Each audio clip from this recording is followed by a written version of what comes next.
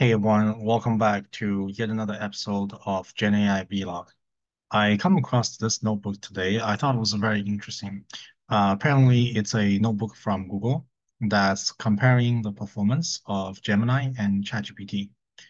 So the goal for today's video is to walk through this notebook. This is the first time I'm playing around with this. So let's see if we can get this work and what kind of outcome can we expect. So first things first, I got the notebook connected. First step is to set up the key.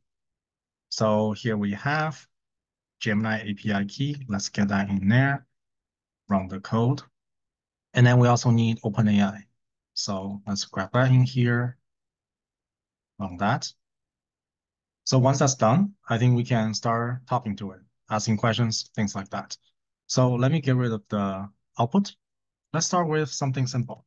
Tell me a joke. Okay. On the left-hand side, it's Gemini.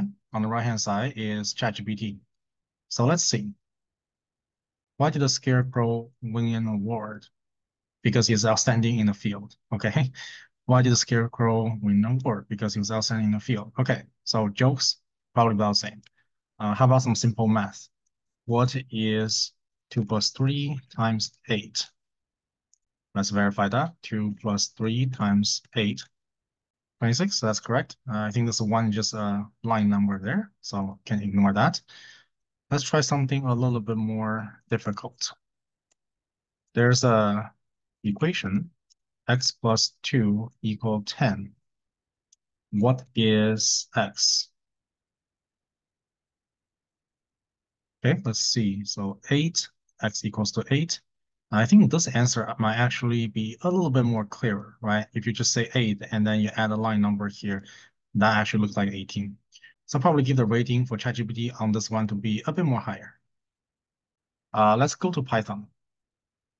Code a hello world Python function for me. I think this is probably the key here. Okay, let's see. So for Gemini, it designed a function. That's probably it. Putting hello world. For ChatGPT, same function, but also random. So I think that's interesting. What if I say and executed for me? Okay, so now both functions able to execute it and have this line of code added in the end. So of course, if you run this, it will actually execute this function, which will display this print statement. So that makes perfect sense.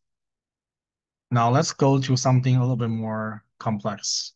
I want the value of pi, but I don't know how to simulate it. Can you help me? Okay, let's see. What do we have?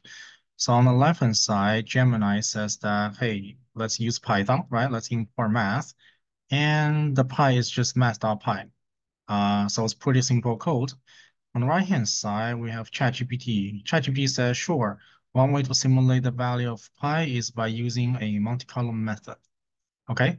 I'll probably rate the left-hand side a bit more higher this time just because, we actually have a value of pi here. But right-hand side is probably slightly up to point, even though left-hand side will actually give you an actual answer, because I actually want to simulate it, right? So maybe let me add a little bit of more information. Let's say I want you to write a Python code to simulate the value of pi. Let's see if that works. Also, really want to make sure that it's a Python code. So I think that's the key of this task. Okay, let's see. On the left-hand side, we have import random, and then here we have this pi function. We've got a couple of things in here that's blanked out, and then we have arguments. Uh, Arguments is in the docstring, perfect. So generate a bunch of random points.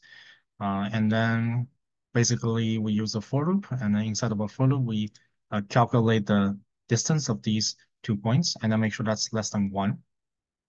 And then if that's the case, then you document the number of circle.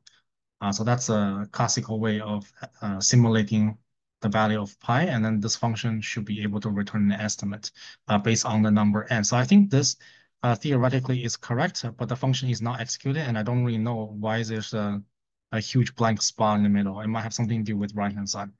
So now let's take a look at the right-hand side. Right-hand side, what do we have? We have a sentence here. Sure, this can be done. Here's a function, input random. Now here's a function, total points.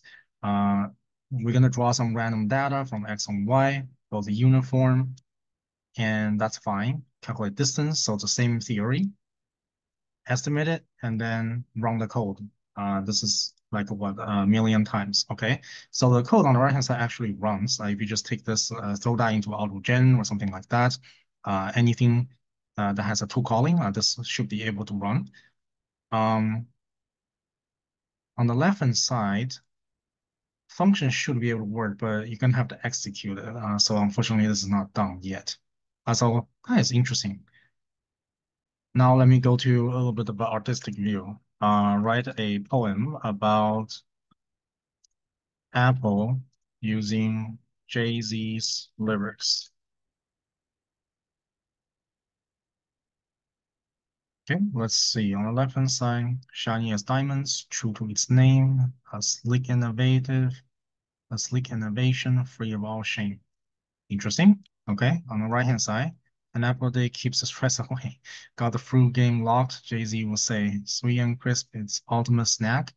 Or fruit, apples got your back. Interesting.